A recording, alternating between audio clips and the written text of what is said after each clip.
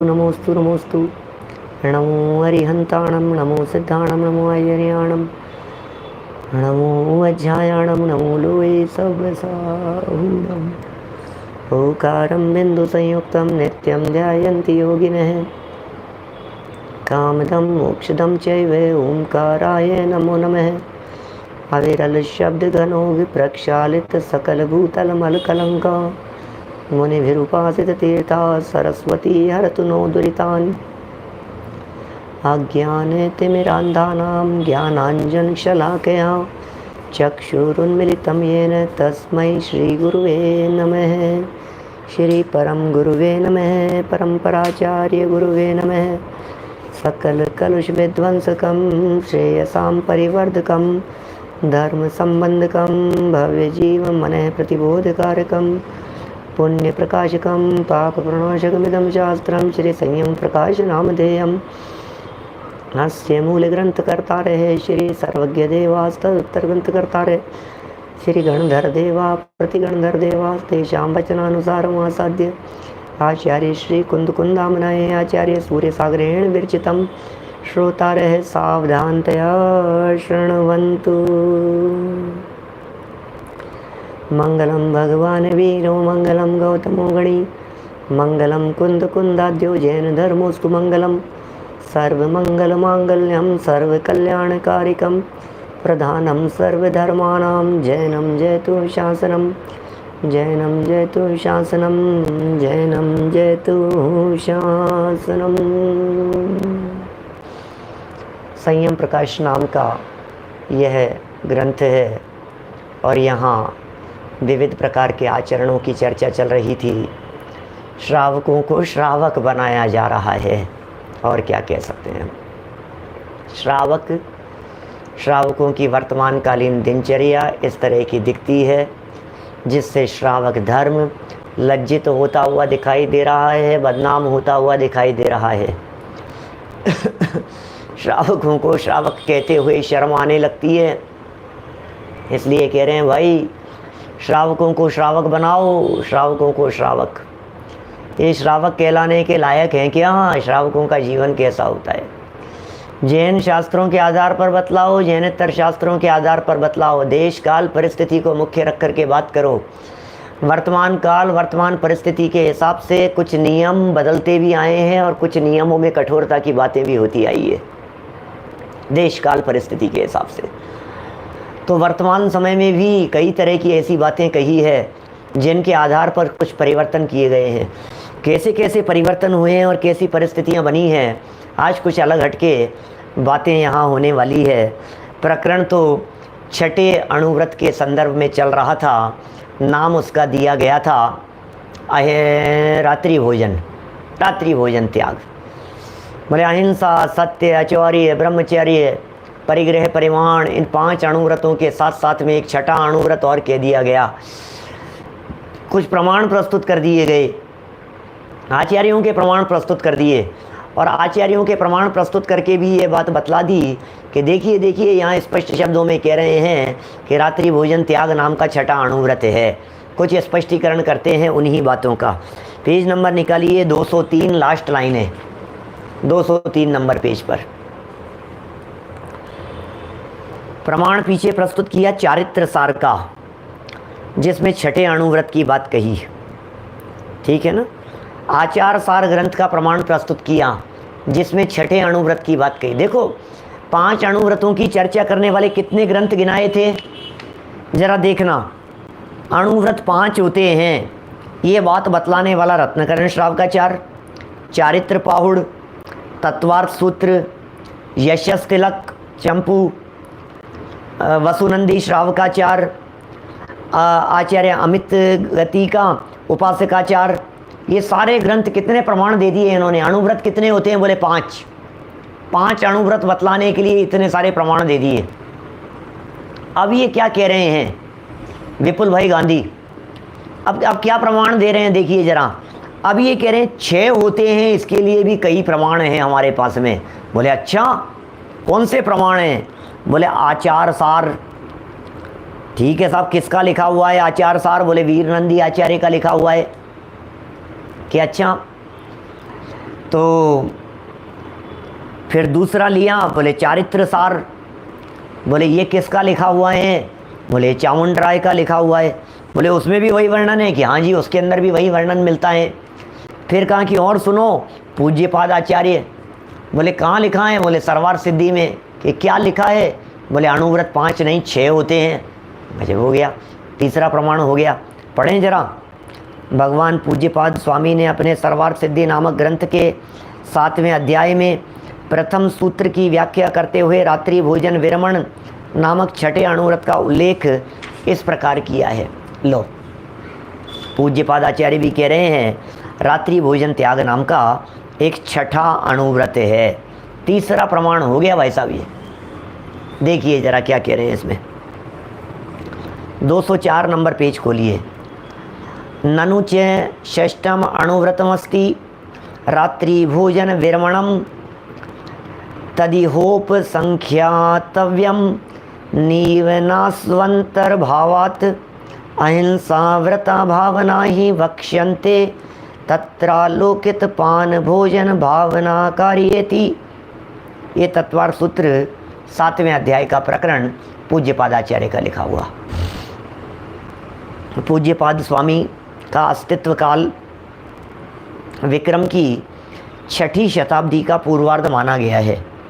उस समय रात्रि भोजन विरमण नाम का छठा अणुव्रत प्रचलित था 6ठी शताब्दी में। इसका मतलब इसके अलावा जितने भी क्या जो बातें कही हैं वो सब अलग प्रकार की हैं, जिनमें 5 अणुव्रतों की चर्चा की और वो पूर्ववर्ती बातें हैं। देखिए, परंतु उमा स्वामी आचार्य ने तत्वार सूत्र में इस छठे अणुव्रत का विधान नहीं किया। तत्वार सूत्र में नहीं किया है, सरवार सिद्धि में किया है छठे अणुव्रत का विधान। इससे प्रतीत होता है कि उस समय ये छठे व्रत के रूप में प्रचलित नहीं होगा। इसका मतलब उमा स्वामी आचार्य के समय में 5 होंगे और पूज्यपाद आचार्य के समय में 6 प्रचलन में आ गए होंगे। स्पष्ट हो गई ना बात। और देखिए, अकलंक स्वामी ने भी, अकलंक स्वामी ये 8वीं शताब्दी में हुए, अकलंक स्वामी ने भी अपने राजवार्तिक में पूज्यपाद के वाक्यों का प्रायः अनुसरण और उद्धरण करते हुए रात्रि भोजन विरति को छठा अणुव्रत प्रकट किया है। तदपि षष्ठम अणुव्रतम, और इसके विषय में वे ही विकल्प उठाकर उसे आलोकित पान भोजन नाम की भावना में अंतर्भूत किया है। माने आचार्यों ने जगह जगह इस रात्रि भोजन त्याग संबंधी प्रकरण को बहुत उठा करके कहा है। हम कल तक काफ़ी विस्तार से ये चर्चा कर चुके थे। आज ये समय की मांग थी, माने समय के अनुसार, देश काल परिस्थिति के अनुसार, वर्तमान परिस्थिति के अनुसार, हम ऐसा भी कह सकते हैं समय की इस प्रकार की मांग थी, जिसे देखते हुए रात्रि भोजन त्याग को व्रतों में शामिल किया गया। आप कुछ और बातें कह रहे हैं, समय के अनुसार क्या क्या परिवर्तन होते रहे हैं। एक तो ये अणुव्रत के अंदर बहुत ज़बरदस्त परिवर्तन वाली बात हो गई है। अब और नया देखिए, यहाँ यह विचारणीय है कि वीतराग महात्माओं के उपदेश में भी समय के अनुकूल फेरफार हुआ करता है। लो, ये भाई साहब कितनी सुंदर बात कह रहे हैं, ज़रा देख लीजिएगा क्या कह रहे हैं। विचारणीय बात यह है, वीतरागी महात्माओं के उपदेश में, वीतरागी हैं, महात्माएं, मनराज हैं, दिगंबर संत हैं, उनके उपदेश में भी समय के अनुकूल, समयानुकूल फेरफार हुआ करता है। गजब हो गया भाई साहब, कैसी बातें करते हो आप। समय के अनुसार फेरफार की बातें कर रहे हो कि हाँ जी फेरफार हो जाता है। उपदेश में भी कि हाँ समय के अनुसार बदलते रहते हैं। मुनिराजों के उपदेश बदल गए, तीर्थंकरों के उपदेश बदल गए, ज्ञानियों के उपदेश बदल गए, व्याख्याकारों की व्याख्याएं बदल गई, नियमों के अंदर कुछ कंसेशन कर दिए गए, नियमों के अंदर कुछ और जोड़ दिया गया, देश काल परिस्थिति के अनुसार समय देख करके घोषणा कर दी गई, अभी तो ऐसा होना चाहिए। ये सब तरह की बातें हैं। अभी थोड़ा सा खोल रहे हैं इस चीज़ को, आप देखना ज़रा समझ में आएगी आपके क्या क्या परिवर्तन होते गए हैं। क्या अभी लिखते तो इसके अंदर और भी नया ऐड हो सकता था और होना भी चाहिए।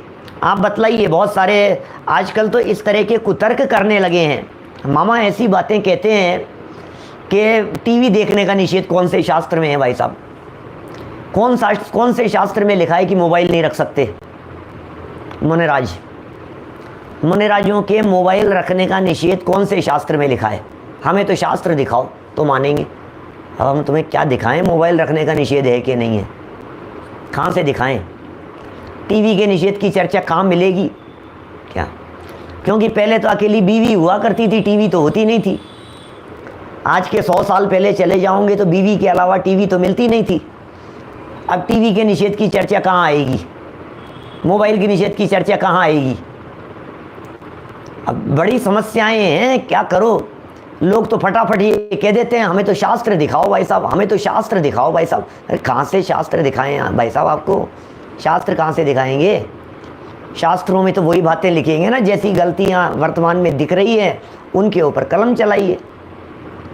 देखिए यहाँ क्या कह रहे हैं, कुछ नई नई बातें जानने को मिलेगी आज कुछ नई चर्चाएं भी होने वाली है। क्या यह विचारणीय है कि वीतरागी महात्माओं के उपदेश में भी समय के अनुकूल फेरफार हुआ करता है। यहाँ तक कि सर्वज्ञ तीर्थंकर भगवान ने भी अपने समय के साधु वर्ग को समयानुसार उपदेश दिया है। लो, तीर्थंकर परमात्माओं ने भी साधुओं के लिए उपदेश समय के अनुसार दिया है। सो नीचे बताया जाता है। मूलाचार की गाथा प्रस्तुत की है भाई साहब, मूलाचार की गाथा। आचार्य वट्टकेर स्वामी कह रहे हैं मूलाचार मूल हमनाय का ग्रंथ है। मूलाचार गजब का ग्रंथ है, चरणानुयोग का, मुनिराजों के आचरण का वर्णन बतलाने वाला। क्या सिद्धांत नहीं बदलते, स्वरूप नहीं बदलता, चारित्र और चरणानुयोग के प्रकरण बदल जाया करते हैं। मूलाचार महान ग्रंथ है जैन परंपरा का। देखिए जरा क्या लिख रहे हैं। अरे कई आचार्य तो ऐसा मानते थे कि ये मूलाचार कुंदकुंदाचार्य का लिखा गया है। कई विद्वानों का मानना ऐसा है कि ये मूलाचार कुंदकुंदाचार्य देव की रचना है, लेकिन भाषा शैली वगैरह की दृष्टि से ये आचार्य वट्टकेर की कही जा रही है। देखिए 22 तीर्थयरा सामाय्यम संयमम उपदिशन्ति छेदो वट्ठाणवणियम पुन भयवम उस होय वीरोय। क्या लिख रहे हैं जरा सुनिए। उस समय मुख्यतया उनके उपदेश में फेरफार हो जाता था। क्या कह रहे हैं? उपदेश में फेरफार हो जाता था, किंतु उद्देश्य में भेद नहीं था। समझना क्या कह रहे हैं। उद्देश्य में फर्क नहीं है, प्रयोजन में फर्क नहीं है। पोषण तो वीतरागता का ही होना चाहिए, पोषण तो पर से हट करके अंदर में जाने का ही होना चाहिए, उसमें भेद नहीं था। जैसे भगवान आदिनाथ स्वामी ने और भगवान महावीर स्वामी ने अपने समय में छेदोपस्थापना चारित्र का उपदेश दिया। चारित्र 5 प्रकार के हैं, हम सब जानते हैं 5 प्रकार के चारित्र हैं। कौन कौन से 5 प्रकार के चारित्र हैं? सामायिक, छेदोपस्थापना, परिहार विशुद्धि, सूक्ष्म सांप्राय और यथाख्यात। ये 5 प्रकार के चारित्र हैं। तो ये कह रहे हैं छेदोपस्थापना चारित्र का उपदेश ऋषभदेव भगवान ने दिया था और महावीर भगवान ने भी दिया। 2 तीर्थंकरों ने तो छेदोपस्थापना चारित्र का उपदेश दिया और भगवान अजितनाथ स्वामी के समय से लेकर भगवान पार्श्वनाथ तक जो 22 तीर्थंकर हुए हैं, 22वें तीर्थंकरों का समय था या 22 तीर्थंकरों का समय था, उसमें उन्होंने सामायिक चारित्र का उपदेश दिया। ख्याल में आ रही है बात? गजब हो गई भैया। चारित्र का उपदेश दिया जा रहा है। ऋषभदेव और महावीर भगवान ने छेदोपस्थापना का उपदेश दिया। अजितनाथ से पार्श्वनाथ तक तीर्थंकरों ने सामायिक चारित्र का उपदेश दिया। अब हमें तो समझ में ही नहीं आ रहा है कि बीच के तीर्थंकरों ने छेदोपस्थापना का उपदेश क्यों नहीं दिया, और महावीर भगवान ने और आदिनाथ भगवान ने छेदोपस्थापना का उपदेश क्यों दिया। छेदोपस्थापना आप जानते हैं छेदोपस्थापना क्या चीज है? छेद और उपस्थापना। छेद गैप, ब्रेक, टूट जाना, भंग हो जाना। छेद माने दूषण लग जाना, और वापस उस दूषण से क्या हो जाना, उसको कवर कर लेना, रिकवर कर लेना, ये कहलाएगा उपस्थापना। तो छेदोपस्थापना का मतलब भंग होकर के वापस। समय ही इसी तरह का था। नीचे प्रश्न उठा करके जवाब दिया है, नीचे से पढ़ता हूं, जरा देखिएगा आप क्या कह रहे हैं। आदिनाथ और अंतिम तीर्थंकर ने तो छेदोपस्थापना का उपदेश किया, और मध्यवर्ती 22 तीर्थंकरों ने सामायिक चारित्र का उपदेश दिया। इसमें क्या कारण है? ऐसा क्यों हुआ? इसके पीछे कारण क्या है? तो फिर जवाब यही देंगे, देश काल परिस्थिति के अनुसार, समयानुसार। भाई साहब, काल ही कारण है, समय ही कारण है। आप देखिए पीछे जो अष्टमूल गुणों की संख्या के अंदर भी परिवर्तन हुए, अष्टमूल गुणों के नाम में भी जो परिवर्तन हुए, उसमें देश काल परिस्थिति तो कारण है। अभी आचार्य तुलसी हुए, श्वेतांबर तेरा पंथ संप्रदाय के नायक 9वें आचार्य। उन्होंने अणुव्रत आंदोलन चलाया पूरे देश में। घटनाएं लगभग आज से 30-40 साल पुरानी। अणुव्रत आंदोलन चलाया उन्होंने 30-40 साल पहले। 2021 चल रहा है ना, आप समझ लीजिए 90s की बात समझ लीजिए आप। 80s 90s में उन्होंने अणुव्रत आंदोलन चलाया, और 5 अणुव्रतों के स्थान पर उन्होंने बहुत सारे अणुव्रत बतलाए। गुटखा नहीं खाना, सिगरेट नहीं पीना, इन सबको उन्होंने अणुव्रतों के अंदर शामिल करके बतलाया, देश और साम्राज्य के सुधार की दृष्टि से। तो बदलती रहती है परिस्थितियाँ, क्या बतलाएं, समय की मांग है, कारण बतला रहे हैं। प्रथम आदिनाथ स्वामी के समय जो शिष्य वर्ग थे वे सरल परिणामी थे। क्या करें भाई साहब। ऋषभ देव के सामने जो शिष्य थे, अमित संघवी जी साहब देवलाली वाले, ऋषभ देव के स्वामी के सामने जो शिष्य थे, वे शिष्य बहुत भोले थे, बहुत सरल परिणामी थे, अतः भूल जाते थे। इस कारण से प्रथम तीर्थंकर ने छेदोपस्थापना का उपदेश दिया। भोले लोग हैं बेचारे, क्या करो, भूल जाते हैं। और अंतिम तीर्थंकर के समय की जनता में मायाचार की मात्रा थी, अतः वक्र परिणामी थे, कुटिल परिणामी थे। महावीर भगवान के समय के लोग, अरे अभी तक भी कैसे कुटिल लोग हैं, कहते क्या हैं, बोलते क्या हैं, करते क्या हैं, सोचते क्या हैं, पता ही नहीं लगता है भाई साहब। बड़ा खतरनाक मामला है, कैसे भरोसा कर सकते हैं क्या। तो वक्र परिणामी थे, अतः उनके हित के लिए छेदोपस्थापना का उपदेश कार्यकारी था। दोनों के लिए तर्क दे दिए। वक्र माने टेढ़े, वक्र माने आड़े टेढ़े परिणाम वाले, मायाचारी परिणाम वाले। तो कैसी स्थिति हो गई, दुनिया में 2 तरह के लोग हो गए, एक अत्यंत सरल लोग, सीधे साधे लोग, भोले वाले लोग, और दूसरे टेढ़े लोग। बोले दोनों ही लोगों को समझाने के लिए छेदोपस्थापना की ज़रूरत महसूस होती है। इसलिए ऋषभदेव स्वामी ने भी इस चारित्र की बात कही, और महावीर स्वामी ने भी इस चारित्र की बात कही। शेष 22 तीर्थंकरों के समय में शिष्य वर्ग साधुओं में न तो भोलापन और न वे वक्र परिणामी एवं मायाचारी ही थे। भोले भी नहीं थे, वक्र परिणामी भी नहीं थे, अतः उन्हें सामायिक चारित्र का उपदेश दिया। तो मतलब समझ गए ना आप, बात बदल गई समय के अनुसार। अभी और गजब की बातें देखना। बात यह है कि जिस समय जैसी आवश्यकता होती है उस समय वैसा ही प्रतिपादन किया जाता है। ये है चरणानुयोग। क्या करें, चरणानुयोग के कथन इसी तरह के होते हैं। जब जैसी योग्यता होती है, जब जैसा काल होता है, जब जैसी परिस्थिति होती है, उसी के अनुसार वैसा ही प्रतिपादन किया जाता है। जैसे आदिनाथ पुराण में यज्ञोपवीत का कथन कर दिया, सो मान्य ही है।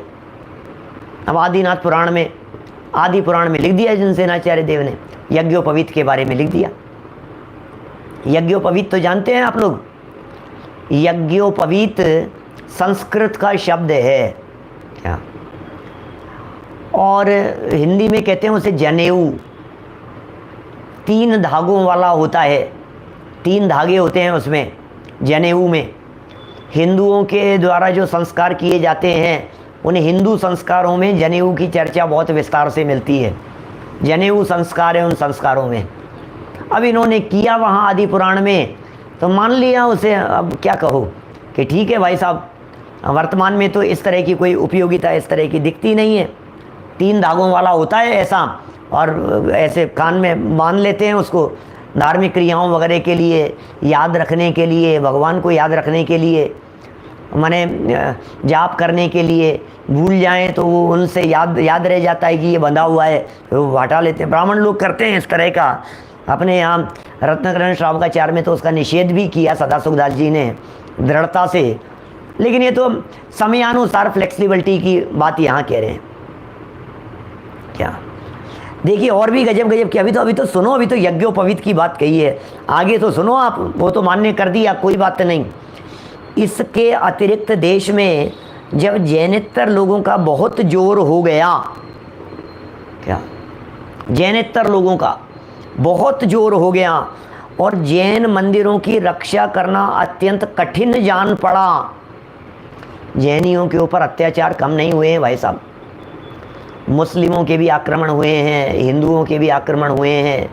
जैन मंदिरों को तोड़ा गया है, विध्वंस कर दिया गया है, मूर्तियों को खंडित कर दिया गया है, जैन मंदिरों को हिंदू मंदिरों के अंदर परिवर्तित कर दिया गया है। ऐसे बहुत तरह के काम हुए हैं। क्या आज भी कितने ही मंदिर ऐसे दिखाई देते हैं जिन मंदिरों में वो दिगंबर प्रतिमाएं थी, जैन प्रतिमाएं थी, लेकिन उनके ऊपर, जैसे तिरुपति के मंदिर के संदर्भ में कहा जाता है, नेट पर भी आप सर्च करेंगे तो आपको इस तरह की बातें मिल जाएगी। तिरुपति का जो मंदिर है वो हमारे जैन तीर्थंकर नेमिनाथ स्वामी का मंदिर है, जैन प्रतिमा है वहाँ। बहुत जगह पर मतलब जैन मंदिरों के अवशेष वगैरह मिलते हैं, तोड़ फोड़ वगैरह बहुत होती रही। आप ये सामने लिख रहे हैं, हमारे पास 10 किलोमीटर की दूरी पर है। खैर बहुत हैं इस तरह के। लेकिन फिर उस समय क्या हुआ, उस समय इन भट्टारक लोगों ने मंदिरों में क्षेत्रपाल आदि विराजमान करना उचित समझा। क्या करें भाई साहब, तो ये योगदान रहा है, ये इनका क्षेत्रपाल वगैरह का बहुत योगदान रहा है। काला साहब, क्या योगदान रहा है इनका कि इन्होंने जैन मंदिरों की सुरक्षा के लिए ये काम किया। लेकिन इनको पता नहीं था कि कालांतर में ये ऐसी परिस्थितियां बन जाएगी। जैसे समझिए, बाहर से कोई दौड़ते हुए आए, ध्यान देना मैं क्या कहना चाह रहा हूँ, कुछ क्षेत्रपाल की चर्चा करना चाह रहा हूँ मैं। क्षेत्रपाल क्या चीज़ है? बाहर से कोई व्यक्ति दौड़ते हुए आए, आक्रमणकारी लोग, और दौड़ते हुए आए और उन्हें अंदर घुसकर, मंदिर में घुस कर के मंदिर में तोड़ फोड़ करनी है, मूर्तियाँ तोड़नी है कि ये जैन मंदिर है। तो इन्होंने क्या किया, मंदिर के बाहर दरवाजे पर ही सिंदूर लगाकर एक प्रतिमा विराजमान कर दी, जो प्रतिमा हिंदुओं जैसी दिखती थी। क्या तो जब आक्रमणकारी तोड़ने के लिए आए और उन्होंने देखा कि ये तो सिंदूर लगा हुआ है, ये तो अपना ही मंदिर है, तो बाहर की बाहर ही वे चले गए और जैन मंदिरों की सुरक्षा हुई। आप समझे? तो जब देखने के लिए आए ना, अंदर आए दौड़ते हुए और देखा कि ये क्या है, अरे चलो आगे चलो आगे चलो, यहाँ तो ये देख लिया अपन ने, ये कौन से हैं, ये सब ये विराजमान है यहाँ पर। तो उस जो विराजमान थे, उस विराजमान को देखकर उन्होंने उसका नाम दिया कि भैया हमारे मंदिर के आए थे तोड़ फोड़ करने के लिए, फिर सुरक्षित बच गया। कि क्या हुआ कि हमने दरवाजे पर क्षेत्रपाल लगा लिए, तुम भी अपने मंदिर के दरवाजे पर लगा लो। क्षेत्र के पालन करने वाले, क्षेत्र की रक्षा करने के लिए उनका नाम क्षेत्रपाल दे दिया गया। ख्याल में आ रही है बात? क्षेत्रपाल कौन है? कौन है क्षेत्रपाल? फिर बाद में कहानियां गढ़ दी गई और न मालूम क्या क्या बना दिए गए। लेकिन ये जो क्षेत्रपाल की प्रतिमाएं हैं, ये किस लिए जैन मंदिरों के दरवाजे पर है भाई साहब, अंदर नहीं है क्या? लेकिन आजकल तो स्वरूप ही बदल गया। वो उस समय की मांग थी और आज स्वरूप बदल गया है। अब तो हमने यही समझ लिया, यही क्षेत्रपाल हैं, यही क्षेत्र की रक्षा करने वाले हैं। अरे क्षेत्रपाल नहीं होंगे तो क्षेत्र की रक्षा कैसे होगी? क्षेत्र का पालन करने वाले वे हैं क्षेत्रपाल। भट्टारकों के माध्यम से जैनियों के ऊपर जब आक्रमण होते रहे, जैन मंदिरों के ऊपर जब अतिक्रमण होते रहे, जैन प्रतिमाओं के ऊपर, मूर्तियों के ऊपर जब उपद्रव होते रहे, आक्रमण होते रहे, तो फिर इस तरह के कार्य हुए और क्षेत्रपाल की स्थापनाएं हुई जगह जगह मंदिरों में। फिर वे चूंकि क्षेत्र, अब बाद में उपद्रव बंद हो गए, समय बदल गया, अब एक क्षेत्रपाल ज्यों के त्यों विराजमान हो गए। लोग उनकी पूजन करने लग गए, लोग उनको आगे चढ़ाने लग गए। अरे भैया इनकी वजह से मंदिर बचाए, इनकी वजह से मंदिर बचाए। ये कौन है? बोले ये हमारे क्षेत्र के रक्षक है, ये देवता हैं, इनको पूजो। अरे काय को पूजो? अंधविश्वास के अलावा कुछ नहीं है, गलत फहमी है। लेकिन ये यहाँ लिख रहे हैं ये विराजमान करना उचित समझा उन्होंने और वो सब काम किए। ठीक है ना? क्षेत्रपाल के संदर्भ में आज तो जरूरत नहीं है उनको रक्षा करने की, उनको विराजमान करने की जरूरत नहीं है, क्योंकि हमारे यहाँ तो वीतरागता पूज्य है। हमारे यहाँ इस तरह की पूजा कैसे हो सकती है? आप देखिए हनुमान जी की प्रतिमाएं सिंदूर लगाई हुई होती है ना, सिंदूर पोता हुआ, कहीं भी कुछ पाषाण के ऊपर सिंदूर पोत दिया गया तो उसे क्या कहा जाता है कि भाई ये तो हनुमान जी है, तो हनुमान जी है, ऐसा कहा जाता है ना। तो अब ये जहाँ सिंदूर लगा करके उस प्रतिमा को लगा दिया, मूर्ति को विराजमान, तो ये समझ लिया कि भैया ये कौन है? बोले कौन से बाबा हैं, कौन से बाबा हैं ये कौन सी मूर्ति लगा दी है तुमने यहाँ, ये कौन से भगवान की है? बोले क्षेत्रपाल हैं। नाम क्या देवे उनको? किसी के मुँह से क्षेत्रपाल निकल गया तो क्षेत्रपाल हो गए, वो क्षेत्रपाल बाबा हो गए। अब ये बड़ी, हर चीज़ के पीछे कुछ ना कुछ कारण। अरे पहले कितने अत्याचार हुए हैं जैनियों के ऊपर, आप कल्पना नहीं कर सकते हैं। जैनी लोग जैन परिवारों में, जैन घरों के अंदर बर्तन बजाया करते थे रात्रि के समय में कि ये जैनियों का घर नहीं है, यहाँ भोजन बन रहा है, पक रहा है, बनाया जा रहा है। बोले बर्तन गिरने की आवाज़ें आती थी, तब जाकर के बाहर निकल जाते थे लोग। कितने जैनियों को अन्य धर्म परिवर्तन कराए गए हैं पुराने समय में। आप इतिहास की इन सब घटनाओं को पढ़ो, देखो, तो आपको पता लगे कि क्या क्या अत्याचार नहीं हुए हैं। क्या बहुत सारी बातें हैं, कैसी कैसी बातें जानने को मिलेगी भाई साहब, हमें तो पता ही नहीं है इसके अंदर कितनी कितनी बातें जानने को मिलेगी, कहाँ कहाँ क्या क्या बातें आएगी। देखिए आगे क्या कह रहे हैं। हो गई ये सारी बात, क्षेत्रपाल विराजमान करना उचित था। उसके उपरांत इस देश में जब यवन लोगों का शासन रहा, तब मंदिरों में मस्जिद बनवाकर धर्म के नेता धर्मायतनों की रक्षा करते थे। लो, मंदिरों में मस्जिद जैसी भी बनवा देते थे। क्या करें, बहुत जगह पर हैं इस तरह के। अपने बड़े दीवान जी का जो मंदिर है और भी हैं, आप देख लो किस किस शेप में बने हुए हैं, मस्जिद जैसे बने हुए भी मंदिर दिखाई देंगे आपको। ये जो आपके मंदिर है ना, उड़ करके आया हुआ बड़वानी, कौन सा मंदिर है यहाँ का, इंदौर के पास में, क्या नाम है इसका, ऊन, बड़वानी, सिद्धवरकूट, मक्सी पार, बनड़िया के मंदिर की बात कर रहा हूँ। पाकिस्तान में भी है किसी तरह का मंदिर, मुझे भी ध्यान आ गया, बनड़िया का मंदिर। अब कैसा लगता है वो? अंदर जाओ तो आपको इस तरह का लगता है जैसे वो मस्जिद जैसा या दरगाह जैसा बना हुआ हो, इस तरह का। ऐसा कहते हैं अंतरिक्ष से उतर करके आया है वो मंदिर, उड़ करके आया है, ऐसा बतलाते हैं मंदिर के बारे में। लेकिन पूरी जो बनावट और पूरा जो नक्शा उसका जो दिखाई देता है, वो इसी इस्लाम के आने के पहले या उसके आसपास के काल का होगा वो बना हुआ मंदिर। देखिए बोहरे बनाए गए, नीचे हो गए, मंदिरों को नीचे विराजमान किया, ऊपर कुछ हो गए, ऐसे बहुत जगह पर हुए हैं काम। धर्मायतनों की रक्षा करते थे, मंदिर के अंदर मस्जिद बनवा लेते थे। पाकिस्तान के अंदर भी इसी तरह का है। अभी किसी एक मंदिर की चर्चा मिली थी पाकिस्तान के अंदर, उसके मतलब मंदिर था, जैन मंदिर, ये पता नहीं साल 6 महीने पहले की घटना है, कभी सुनी थी। बोले जैन मंदिर मस्जिद के अंदर, लेकिन उसने स्पष्ट कह दिया कि भैया ये तो मैं इसको निकालूंगा नहीं यहाँ से, जैन मंदिर को, ये तो यहाँ अंदर बना हुआ है तो सुरक्षित ही रहेगा वो। उसकी चाबी मौलवी साहब के पास में थी तो उन्होंने तोड़ने के लिए मना कर दिया, अभी तोड़ दिया ऐसा लिख रहे हैं सामने से, पता नहीं, मेरे को जानकारी नहीं।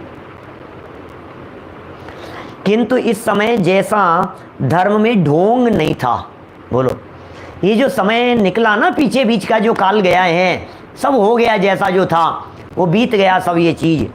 इस समय जैसा ढोंग नहीं था, वर्तमान समय जैसा। माने बहुत सारे लोग इनको क्षेत्रपाल जी को व्यंतर कह करके पुकारे, व्यंतर कह दो, व्यंतरों ने भी तो रक्षाएं की है ना जैन मंदिरों की। ऐसे समय में, ऐसी प्रतिकूलताओं के समय में अनेक स्थानों पर व्यंतरों ने भी रक्षा की है, तो व्यंतरों को भी क्षेत्रपाल कह करके पुकारते हैं। क्षेत्रों की रक्षा करने वाले व्यंतर देव। किसी व्यक्ति ने मंदिर बनाया, मर करके वो व्यंतरवासी हो गया, मंदिर कोई तोड़ने के लिए आया तो उस व्यंतर देव ने आकर के रक्षा कर ली, व्यंतरवासी कहलाया, क्षेत्रपाल कहलाया। लेकिन कितना सुंदर वाक्य है जिग्नेश भाई, क्या लिख रहे हैं, परंतु किंतु इस समय जैसा धर्म में ढोंग उस समय नहीं था। आज तो धर्म ढोंग बन करके रह गया है। आज तो धर्म के नाम पर न मालूम क्या क्या चल रहा है, खोटी प्रवृत्तियां चल रही है धर्म के नाम पर, क्या बतलाएं भाई साहब। जो उपादेय नहीं है उसे हेय समझना तथा हेय को उपादेय समझने से केवल जैन धर्म का ही नहीं, आत्मा का भी अत्यंत अनिष्ट हो जाता है। ओह, अकेले अन्य धर्म का जो, अरे धर्म की बात नहीं कर रहे, आत्मा का ही अनिष्ट हो जाता है भाई साहब। क्या आत्मा का अनिष्ट हो रहा है, हम गर्त में पहुंचने वाले हैं, ये क्यों नहीं विचार कर रहे हैं। प्रमोद जी भाई साहब, बातें कितनी विचारणीय हैं बतलाइए। लगती सामान्य है, अब आप कहोगे साहब इनसे अपने मोक्ष मार्ग का क्या लेना देना है, कि कोई बात नहीं, जैन कुल में जन्म लिया है, पता तो होना चाहिए जैन इतिहास के बारे में, थोड़ी बहुत बातें हमें मालूम तो होना चाहिए, हमारा इतिहास हमें मालूम तो होना चाहिए कि आखिर ये कहाँ से आ गए हैं, ये जैन मंदिरों के अंदर कहाँ से दरवाजे पर आकर के बैठ गए हैं, किसने विराजमान कर दिया है, क्यों हो गए हैं। मंदिर के दरवाजे पर एक तरफ बैठी रहती हैं पद्मावती, दूसरी तरफ बैठे रहते हैं क्षेत्रपाल। हमें समझ में नहीं आता है पद्मावती माता जी के साथ में क्षेत्रपाल जी कैसे आ गए। पद्मावती जी के साथ में तो धर्मेंद्र जी होने चाहिए थे ना भाई। नाग नागिन को उपदेश दिया पार्श्वनाथ स्वामी ने, मर करके वे हो गए धर्मेंद्र पद्मावती। तो प्रतीक भाई, सुरेंद्र जी बाबू जी, वो तो धर्मेंद्र पद्मावती हुए ना, धर्मेंद्र पद्मावती। तो धर्मेंद्र पद्मावती की जगह वर्तमान काल में धर्मेंद्र जी तो गायब हो गए, अब क्षेत्रपाल पद्मावती जी रह गए। अब मुझे ये समझ में नहीं आ रही है कि वो धर्मेंद्र जी की जगह क्षेत्रपाल जी कहां से आ गए। बहुत बहुत बातें हैं, मैं तो जो बात आती है वो बात दिल खोल करके कह देता हूं, ठीक है ना। लेकिन समझने योग्य बातें समझ में तो आनी चाहिए कि नहीं। कोई समझना नहीं चाहता है, कोई सुनना नहीं चाहता है, और सुनना चाहे तो सुनाए कौन, सुनाने की हिम्मत किस में लगी है, कौन कहे भाई साहब जबरदस्ती आ वेल मुझे मार, मैं काहे को झगड़े में पढ़ूं भाई साहब, तू भी खुश रहे, तू भी खुश रहे, हाँ तुम भी खुश। भैया ये तो पोपा भाई का राज नहीं है, यहाँ तो सच्ची बात बतलाएंगे। दृढ़ता से सूर्य सागर जी ने बात कही है और दृढ़ता से कहेंगे हम, तो जो बात है वो सच्ची कहेंगे आपको। विचार तो करो एक बार आप गंभीरता से, क्या होना है, क्या होना चाहिए, क्या किया जा रहा है, क्यों किया जा रहा है। जब भगवान इस तरह से बैठे हुए हैं, धर्म वीतराग धर्म है, तो तुम्हारे आशीर्वाद की मुद्रा देते हुए और अस्त्र शस्त्र लिए हुए और ये सारे हैं मुंडी लिए हुए, रुंड मुंड लिए हुए, ये क्या लेना देना है ये जैन परंपरा में इन सब बातों का। और देखिए आगे आगे क्या क्या लिख रहे हैं। अनिष्ट हो जाता है भाई साहब आत्मा का। आजकल जैनों ने भी रात्रि भोजन करने की प्रथा बहुत चल रही है, क्या कहें, जैनों में भी प्रथा चल रही है भाई साहब। रात्रि भोजन की परंपरा चल रही है, जहाँ देखो वहाँ घर घर में रात्रि भोजन चले हुए हैं। हर घर में परिवार में शादी विवाह में दिन में भोजन की बात करने लगो। शादी विवाह का आयोजन है, बर्थडे पार्टी है, कुछ भी आयोजन है, नहीं साहब रात में ही होगा साहब, शादी तो रात में ही। रात की शादी में जो शान होती है वो दिन में कहाँ होती है। रात में जो डेकोरेशन होता है वो दिन में कहाँ होता है। अरे क्या बताएं भैया तुम्हारे को, तुम्हें डेकोरेशन की पड़ी है। जब तुम्हारे आत्मा का डेकोरेशन किया जाएगा, ऊपर से चमड़ी उतार उतार करके जब डेकोरेशन होगा तो तुम्हें समझ में आएगी ये कौन से डेकोरेशन की बात कर रहे हैं। ये यहाँ जो बात बतला रहे हैं उन बातों को जरा एक बार तो कान में पड़नी चाहिए। क्या एक बार समझने योग्य तो सारी बातें हैं। आजकल जैनों में भी रात्रि भोजन करने की प्रथा बहुत चल रही है। उस कुप्रथा को शीघ्र दूर करने की अति आवश्यकता है, अति आवश्यकता है। किसी भी रूप में नहीं हो सकता है रात्रि भोजन। रात्रि में शादी, रात्रि में फेरे, रात्रि में भोजन। आप सोच रहे हो क्या पाप कर रहे हो, आपको अंदाजा है। घर घर में झगड़े हो रहे हैं, तलाक हो रहे हैं, शादी विवाह रात्रि में हो रहे हैं, रात्रि में फेरे हो रहे हैं। अभी नीचे लिखेंगे, अभी अभी देखो राक्षसी कहें, अभी नीचे उतर रहा हूँ, जरा सुनना तो सही। आप भूल जाओगे रात्रि में फेरे कराना। आपको सच कहता हूँ, एक बार गंभीरता यदि आपको पता लग जाए इन बातों की गहराइयों के संदर्भ में, रात्रि में शादी होना बंद हो जाए। हम तो अपने परिवार को सुधारने की बात कहें, हम तो अपने घर को सुधारने की बात कहें, हम तो अपने आप को सुधारने की बात कहें। भाई साहब, दुनिया अपने आप सुधर जाएगी। जिन्हें सुधरना होगा अपने आप सुधर जाएंगे। हम तो अपने आप को सुधारने की बात करते हैं। रात्रि में कैसे शादी हो सकती है? नीचे पहले पंक्तियां पढ़ता हूँ, नीचे की पंक्तियां देखना, आप तो पढ़ते चलो। जिसने पंच उदंबर और 3 मकार का त्याग किया है, जिसने इनका त्याग किया है, पंच उदंबरों का और 3 मकार का त्याग किया है, उसका रात्रि भोजन का त्याग भी सर्वप्रथम उपादेय है। करना ही पड़ेगा उसको रात्रि भोजन का त्याग भी, अन्यथा मांस भक्षण का दूषण आ जाता है। यह प्रथा शीघ्र दूर करके रात्रि भोजन का त्याग कर अहिंसा व्रत पालना चाहिए। रात्रि भोजन त्याग व्रत के समर्थन में जैनेतर ग्रंथों में भी अनेक स्थलों के प्रमाणों का दिग्दर्शन कराते हैं। अनेक स्थलों का दिग्दर्शन करा रहे हैं जैनेतर प्रमाणों का। अब सुनना जरा मनुस्मृति में क्या कह रहे हैं। प्रमाण दिए हैं, कुछ न कुछ तो आधार रहा होगा उसके पीछे, कुछ न कुछ तो बात रही होगी। खोटी परंपराओं का निषेध करना ही तो उसके पीछे कारण रहा है। जैनेतर शास्त्रों में रात्रि भोजन का त्याग, रात्रौ श्राद्धम न कुर्वीत राक्षसी कीर्तिता ही सा संध्ययोरुभयोश्चैव सूर्ये चैवाचिरोदिते। मनुस्मृति 3 अध्याय 280 नंबर का श्लोक। रात्रि राक्षसी मानी जाती है। समझ में आ रही है क्या कुछ बात? आपने किए रात्रि में फेरे। सुनो, ज्यों ज्यों रात्रि बढ़ती चली जाएगी और विदा होकर के घर में कन्या आई है, ये कथन है, राक्षसी जैसी प्रवृत्ति होगी। नहीं तलाक जैसा माहौल बन जाए तो कहना, नहीं खतरनाक झगड़े हो जाए तो कहना। जिन जिन लोगों की शादियां और फेरे अर्धरात्रि में हुए हैं, मध्य रात्रि के फेरे हुए हैं, उन पति पत्नियों के बीच में कितनी शांति है, कहने की जरूरत नहीं है, जरा देख लेना। क्या ये जो बात कह रहे हैं ना, ये राक्षसी जैसा कहा गया है उसे। हम रात्रि में पूजन नहीं कर सकते, हम रात्रि में फेरे कैसे कर सकते हैं? जैन परंपरा में कभी आपने देखा जैन मंदिरों में रात्रि में पूजन हो रही है, रात्रि में द्रव्य चढ़ाते हैं? क्या देखा कभी आपने? बोलो, कभी देखा आपने? रात्रि में ऐसा हो रहा है, रात्रि के अंदर पूजन हो रही है, रात्रि में ये चावल चढ़ाए जा रहे हैं, रात्रि में आयोजन किए जा रहे हैं। कभी नहीं होते हैं, कभी नहीं होते हैं भाई साहब, दिन में ही होते हैं। अब जब दिन में ही पूजन होती है, सुबह के समय विधान होते हैं, दिन के समय विधान होते हैं, तो फिर अब आप सोचो ना जरा। क्या तो अभी आप ये बात कह रहे हो, तो क्या रात्रि के अंदर, अब रात्रि में जब फेरे होंगे तो देवशास्त्र गुरु की साक्षी में होंगे कि नहीं? देवशास्त्र गुरु की साक्षी में पूजन होगी कि नहीं? तो फिर रात्रि में पूजन कैसे कर सकते हैं? अब सामने प्रश्न भी दिख रहा है, क्या दिन में जिनके फेरे होंगे उनके लड़ाई झगड़े नहीं होंगे क्या? ये किसने कहा?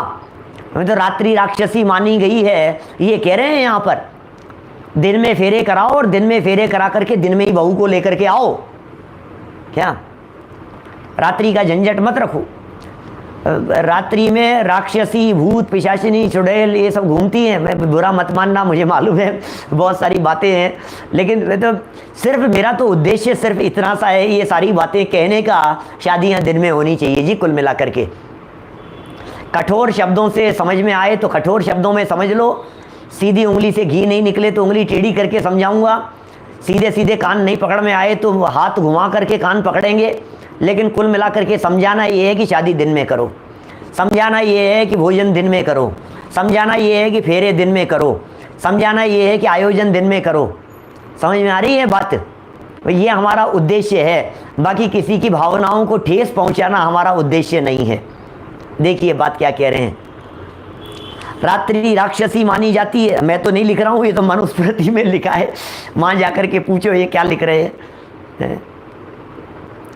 अतः रात्रि के समय में दोनों संध्याओं में और सूर्य के उदय हुए थोड़ी देर हुई हो तब श्राद्ध न करें।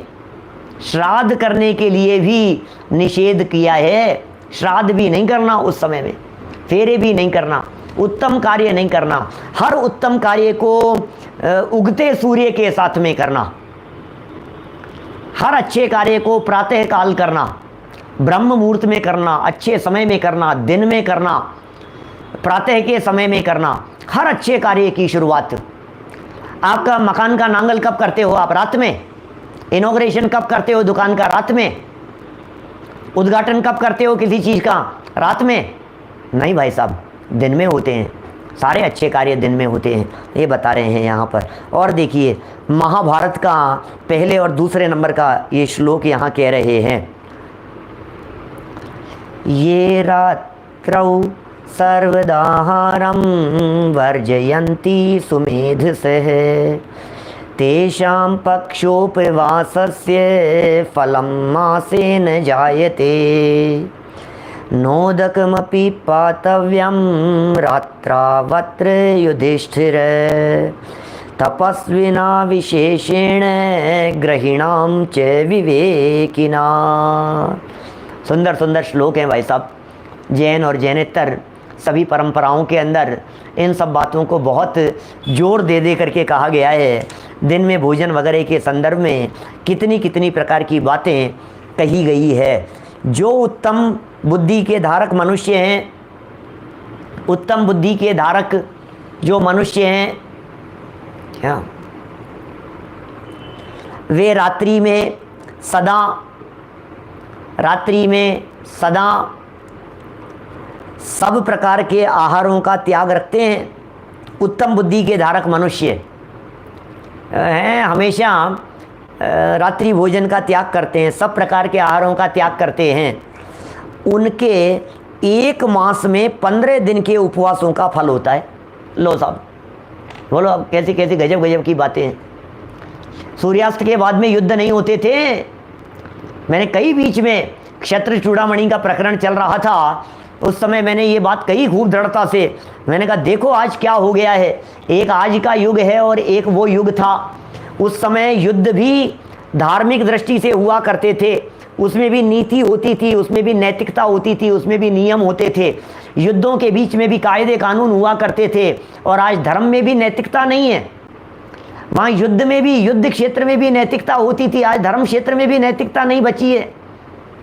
बोले शाम को 5 बजे युद्ध विराम। रावण की सेना के कोई भी सिपाही रामचंद्र जी के खेमे में जाकर के चर्चा कर सकते हैं। रावण की सेना के, रामचंद्र जी की सेना के कोई भी लोग रावण के खेमे में जाकर के चर्चा कर सकते हैं। कौरवों और पांडवों का युद्ध हुआ तो आपस में 5 बजे बाद में युद्ध विराम हो जाएगा। अब आपस में मिल बैठ करके आमने सामने कुर्सी लगा करके बैठो और चाय पियो, साथ में गप्पे लड़ाओ। क्या बात कर रहे हो आपकी? हाँ और क्या है, युद्ध विराम की घोषणा। छावनी में चले जाते थे, एक दूसरे के यहाँ चले जाते थे। ये कैसी कैसी बातें हुआ करती थी उस समय। इसका मतलब रात्रि में युद्ध नहीं करना, रात्रि में भोजन नहीं करना, रात्रि में अन्य क्रियाकलाप नहीं करना। जिस व्यक्ति ने, बुद्धिमान व्यक्ति ने बुद्धिपूर्वक 4 प्रकार के आहार का त्याग किया, इसका मतलब यह है उसने 24 घंटे में 12 घंटे का उपवास किया ना। महाभारत लिख रही है 24 घंटे में 12 घंटे भोजन नहीं किया, इसका मतलब आधा उपवास हो गया। तो बोले महीने में 15 दिन के उपवास का फल मिल रहा है। लो साहब देखो तो सही क्या क्या बातें कह रहे हैं। महीने में 15 दिन उपवास। अब ये बड़े ये तो तर्क हैं भाई साहब, गजब गजब के। सब तरह के लोग हैं दुनिया में। अभी किसी से कह दो आप इस तरह की बात भाई साहब कि हमारे महीने, भाई साहब आपका क्या कुछ व्रत उपवास हो रहे? बोले महीने में 15 दिन उपवास होते हैं हमारे। अच्छा क्या बात कर रहे हो भाई साहब, महीने में 15 दिन उपवास, कैसी बात कर रहे हो आप, गजब के समझ भी। ये रात्रि भोजन नहीं करते, महीने में 15 दिन उपवास हो जाता है तो कैसा लगता है? रात्रि भोजन का त्याग कर दिया। ये हम नहीं कह रहे, आचार्यों ने लिखा है, अपने वीतरागी संतों ने भी इस प्रकार की चर्चाएं लिखी है, रात्रि भोजन नहीं करते। कुछ ऐसे साथी लोग मिलते हैं मामा, ऐसे लोग भी तो हैं दुनिया में जो ये कहते हैं हम तो भैया दिन में एक बार ही खाते हैं हमेशा ही। अपने तो नियम है रोज ही 12 महीना दिन में एक ही बार खाते हैं। क्या अच्छा गजब हो गया भाई साहब, आप तो खूब धर्मात्मा हो यार, पूरे 12 महीना दिन में एक टाइम खाते हो? कि हाँ पूरे 12 महीना दिन में एक ही टाइम खाते हैं। यार गजब यार। जब वो ज़्यादा कुछ बोलने लगा तो उससे रहा नहीं गया, उसने कह दिया भैया दूसरे टाइम तो रात में खाते हैं, दिन में तो एक ही टाइम खाते हैं। कैसी बात करते हो? सब 1.5 अकल 1.5 होशियार वाले भी तो लोग हैं दुनिया में। क्या दिन में एक ही बार खाते हैं भाई साहब, दिन में एक ही बार खाते हैं? तो बोले दूसरी बार भोजन ही नहीं करते? कि नहीं दूसरी बार तो रात में करते हैं ना, दिन में तो एक ही बार खाते हैं। हे भगवान क्या कहो, सब तरह के लोग हैं, क्या कहें। जरा देखिए 15 दिन के उपवास के फल संबंधी कितनी महत्वपूर्ण बात इन्होंने यहाँ कह दी है। और सुनिए, हे युधिष्ठिर, 206 नंबर पेज पर, बस ऊपर की 3-4 लाइनें पढ़ूंगा क्योंकि उसके बाद में बड़ी गजब की चर्चाएं, ये 17 प्रकार के उसकी चर्चा की है, नियमों की चर्चा की है, कुछ विशेष प्रकार के 17 अनर्थ कहे हैं जगत में, उनकी चर्चा की है, कल करूंगा। 17 प्रकार के अनर्थ कौन कौन से कहे गए हैं। हे युधिष्ठिर, जो तपस्वी हैं अथवा हेयोपादेय का ज्ञाता गृहस्थ है, युधिष्ठिर से कह रहे हैं हे युधिष्ठिर, जो हेयोपादेय का ज्ञाता गृहस्थ है उसे रात्रि के समय खास तौर पर जलपान भी नहीं करना चाहिए। रात्रि के समय जिसे हे उपादेय का ज्ञान है, जो ज्ञाता है, जो बुद्धिमान है, जो तपस्वी है, जो समझदार व्यक्ति है, उसे बराबर रात्रि को खास तौर पर जलपान भी नहीं करना चाहिए। कहा भी है, पद्म पुराण पहला श्लोक कह रहे हैं ये, मध्यमांसाशनम रात्रौ भोजनम कंद भक्षणम ये कुर्वन्ति वृथा तेषाम तीर्थ यात्रा जप स्तप है। ओहो क्या क्या कठोर बातें कह देते हैं। पद्म पुराण में लिख रहे हैं रवि सेनाचार्य देव। क्या रवि सेनाचार्य देव पद्म पुराण में क्या लिख रहे हैं? जो मनुष्य मद्य पीते हैं, शराब पीते हैं, वे मांस खाते हैं, वे रात्रि को भोजन करते हैं।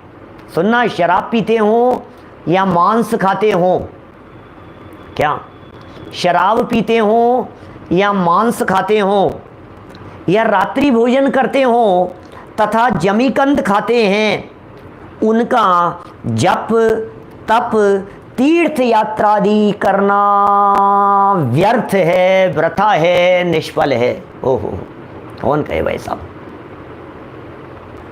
क्या कहें। माने कितना कैसे शब्दों में, ये पद्म पुराण के कथन है रवि सेनाचार्य देव के। बोलो अनिल भाई दोषी जी, ये बात क्या कह रहे हैं, कि कैसी बात कह रहे हैं?